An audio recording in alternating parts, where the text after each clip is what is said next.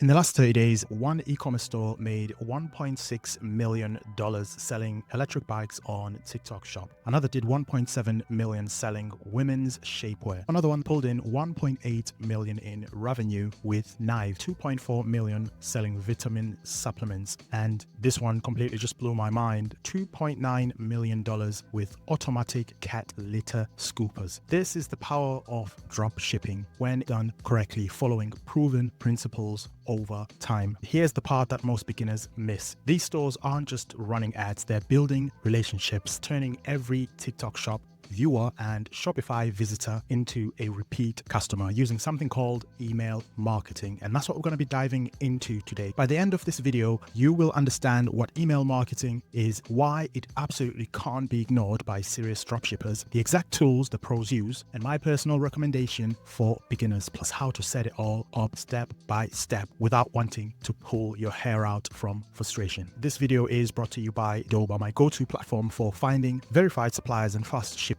products. So whether you're selling on TikTok Shop, Doba helps automate your product sourcing so you can focus on scaling your business instead of chasing suppliers. You can check them out using the link in the description. Let's start with why most stores never start with email marketing and how that hesitation quietly kills their profits. Most new store owners don't ignore email because they're lazy. They ignore it because it feels overwhelming. You're already juggling product listings, TikTok content, ad creative, supplier messages, and now someone says, hey, build automations and design emails too. It sounds like another full-time job. Here's the truth. Once you've done this setup once, it runs 24/7, bringing people back to your store automatically. It does not have to cost you a ton of money. So now that you know what's holding most beginners back, let's look at what tools the pros use and which one I recommend if you're just starting out. I'm going to jump into my Shopify test store. If we go onto apps, let me type this in and boom, you've got all these different options, MailChimp, Wiz AI, and of course, the more reviews they have and the better the reviews just give you extra reassurance. It is a reputable service provider. Most seven-figure brands use them because they offer automation, segmentation, and advanced A/B testing, things you'll definitely want to explore later on. But when you're just starting out, the last thing you need is another steep learning curve. My advice is simple. Start small,